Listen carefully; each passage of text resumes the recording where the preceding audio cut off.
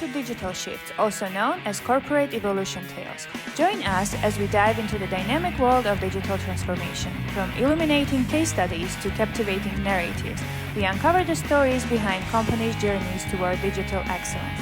Whether you are a seasoned corporate leader or an aspiring innovator, our podcast explores the shifts, challenges of modern business evolution. Hello, everyone. This is another episode of Digital Shifts, aka Corporate Evolution Tales. And today, my guest is Tom Joseph. Hi, Tom. Thank you so much for being my guest today. How are you? Mariam, thanks so much for having me on your show. I really appreciate it. Of course. So, before we will delve into the digital transformation, let's start from brief introduction. And maybe you can tell us about your experience in digital field. Well, I'm 65, so my experience goes way back to the dawn of the personal computer age. In fact, I started a company called Bookminders. Was one of the first people to kind of pioneer the idea of remote first employment. In fact, when I started Bookminders, the idea is that we would never have employees that worked in the office, which in 1991 was a pretty radical concept. And we true to that. I mean, we do have offices that people will go into and visit, but it is very much a flex time, remote model designed really to fulfill a need that I saw that a lot of women in the 70s and 80s were going to college or getting out, they're getting degrees or having families, and they just found really just no opportunities with that flexibility that really dealt with that. And I saw, computers going into homes as being the gateway to that. So I didn't really start my business to fulfill a business need. Did it to fill an employment need, figuring that the market, we'd find the market. And the market wound up being kind of like a high end, I would describe it as a boutique bookkeeping service. But it's now in, half dozen states. We have over 100 employees. The women that run the company over the last 35 years have just pretty much taken it over and retired me. Yeah. And we have an all-female management team, averages like 20 years with the company. Company's only 35 years old. So probably the proudest thing that I have is, owning this company that these folks have just kind of taken ownership of and built a really cool model of. And I felt like I planted that seed and got it started, but the management team there now is really taking it to another level. That's my business background. I wound up during the COVID having I don't know, an epiphany or whatever, but I, here in the United States, I just thought that the partisanship that was going on during the COVID was going to kill us. And that when I received PPP money, money to help my business make sure that I survived, I made a commitment that if I did survive financially, my health, whatever, that I would do something. And I knew I would run for office, and I knew that changing laws was pretty big uphill battle. So I was trying to work within the existing system and kind of, I think, stumbled upon something that is somewhat of a loophole that's allowing us to create what I would describe as a truly free and equal nominating system. If we can't fix elections, let's figure out a better way to nominate people and then elect that person.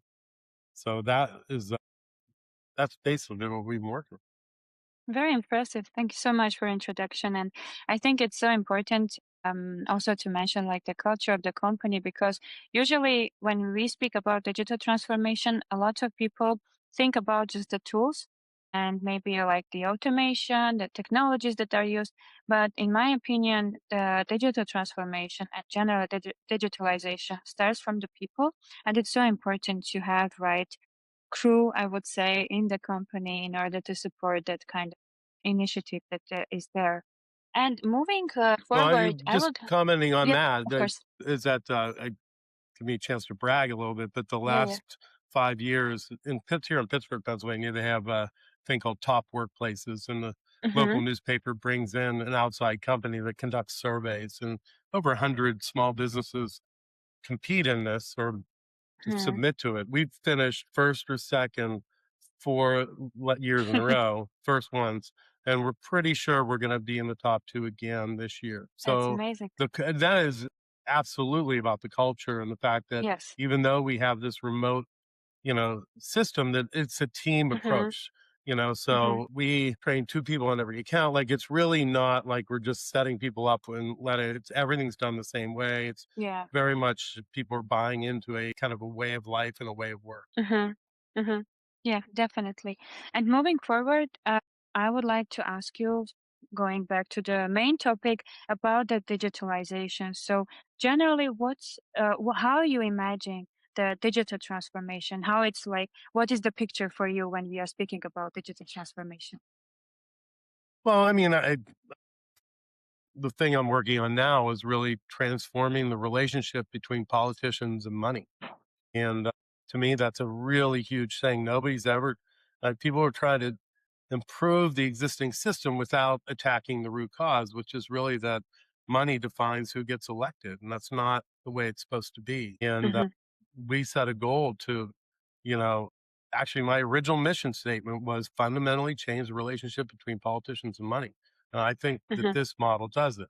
And the loophole we discovered is that, if you set up a system where people don't spend money, but what you do falls outside the purview of the Federal Election Commission. So Hmm. that's what makes it legal is the thing that everybody hates about it. This is money.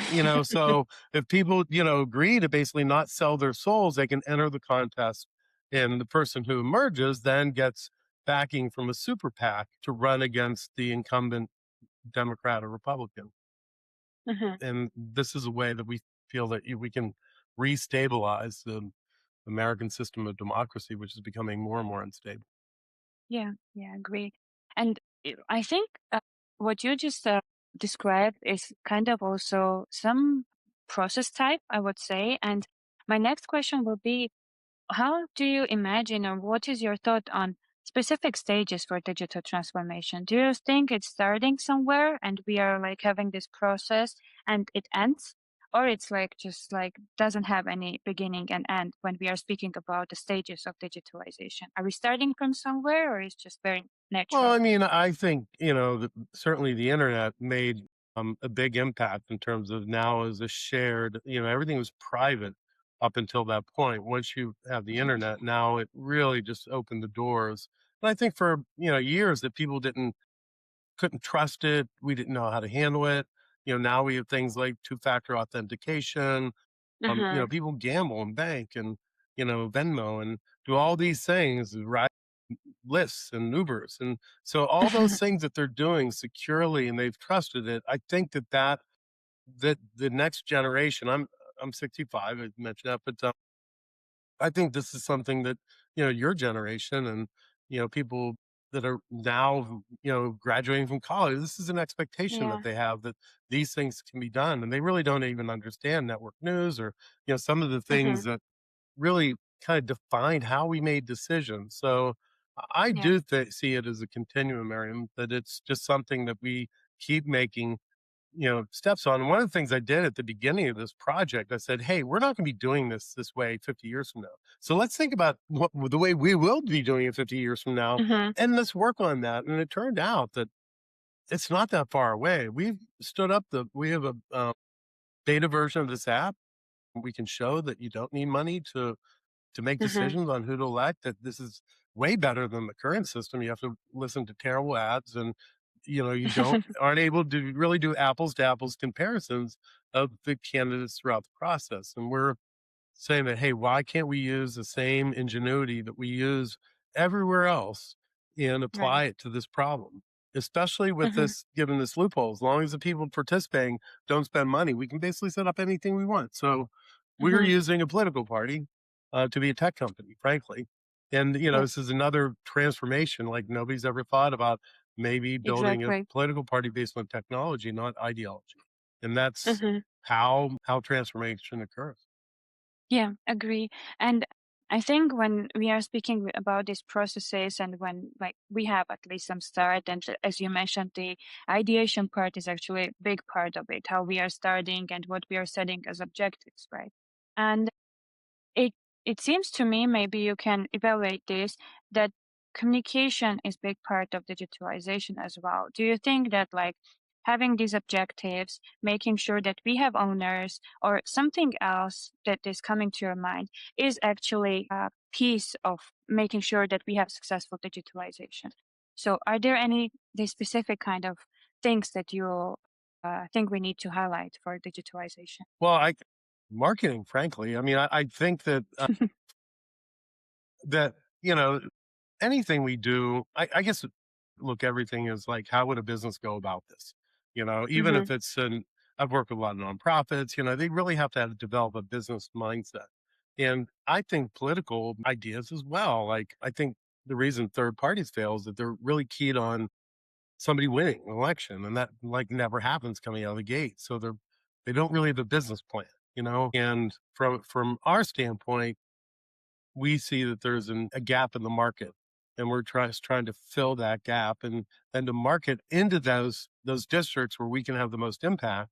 I think is the most effective way to do it, because Hmm. transformation occurs not because of them, it's the early adopters. So how do you find the early adopters, get this tool into their hands, and then make believers out of everybody else? And that's usually the way technologies adapt, is that people get something, Hmm. they love it, and they tell their friends about it. Yeah, agree. And when we speak about this, I think with your big experience, you will definitely have some highlights of challenges. Can you bring some example of challenges you had during these years through this digitalization process? So some of the challenges that will maybe help our audience to take them into account in order not to repeat similar mistakes or maybe just know about them. Well, I think the challenge that we've had is to bring it to life so that people believe it. Hmm. So, and like a lot of startup businesses or whatever, even though in my own rights of bookminders makes me have the ability to put money into this, the election laws prohibit me from putting more than $5,000 a year into Hmm. America's Main Street Party. So, I had to lean on, my daughter, my mom, my sister, Yeah. friends, family, calling in every chip, and go about bringing this to life on a shoestring budget. That was really frustrating Hmm. to me, but because I could actually pay for it to happen a lot faster, but I was constrained by the only way to do this legally, because I couldn't develop it outside and then Yeah. donate it in. That is, a business can't do that, or an individual can't do it. I really had to build it from within the entity. So in that sense, I mean, I get where people are coming from. If they have an idea, a business they're launching, something they're trying to Hmm. do, that part of the challenge is getting it into people's hands so that they can see Yeah. what you're actually talking about. Because if you're making a big leap forward, it's really hard to people make that with you. I mean, you see Yeah. something they don't see. When I started Bookminders, I was working factory automation, a mechanical engineering degree. People thought I was nuts. It's like, wait, you're leaving factory automation, working for these big companies, starting a bookkeeping service? But I saw something that was more than Yeah. that. It was really about, changing the way people work. And I think that, people didn't see it. I mean, they see it now. Yeah, yeah, I agree. Based on my experience, even though it's not as long as yours, but I think a lot of people, even when they're starting the digital transformation or thinking about digitalization, this is the main thing that they heard about something or they have very specific kind of imagination of it.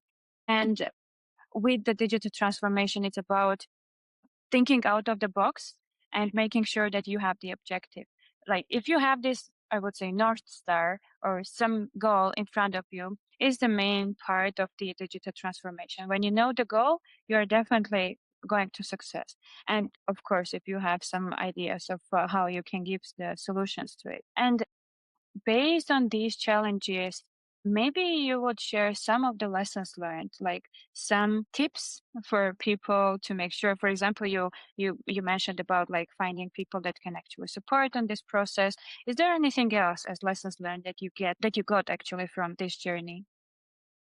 My biggest life overall lesson is that sometimes the things you wind up doing or by accident. I mean, I never was intending to start a bookkeeping service. I was just trying to help my dad out with the problem, and I noticed something. And the same thing Uh-huh. here with the election. I never expected to make the significant progress that we've made. I mean, I was kind of just fulfilling a promise and didn't expect to get this far into it. But sometimes when you're just trying to do the right thing, you stumble upon something, you see something. And Mm-hmm. so I'd say to people, even when you're launching your business, sometimes the business winds up being something different. So keep your eyes out for that opportunity. A lot of great businesses started on something else and then kind of saw Mm-hmm. something and ran with it. Yeah, great. Amazing. And when we speak about technology, so if I got right, you now have a software solution, right? Or it's something that is actually supporting a specific field.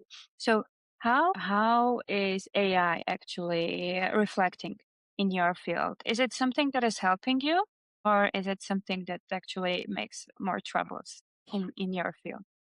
AI has been a tremendous asset to me in the last half year. Mm-hmm. I prior to this, I really hadn't had a lot of impact with that or opportunity, but we may have sound I don't know how we found your podcast, but we use AI to surf and find podcasts. It listens to them, it writes emails, pitches. Mm-hmm. So in that standpoint, you used AI to in this app that we're building, build avatar candidates and little videos of the candidates. So all the stuff, if you go in, we have this kind of like mock contest, and there's 100 candidates on each in 2 districts. So Mm-hmm. all those were AI generated, the videos and the pictures. Working on some projects now using Claude to be like my assistant, and I'm just finding a Yeah. lot of it's is it putting anybody out of work? I don't think so because I didn't have the money to spend on an assistant that was this efficient. It's increasing my capacity by a huge Yeah. amount and making it really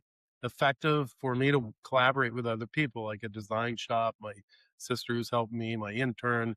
It Mm-hmm. prepares briefs and keeps track of things. So especially as you get older, it's hard to keep track of everything. So if we can just remember the stuff I forget, and it's a huge Yeah. Yeah. bonus for me.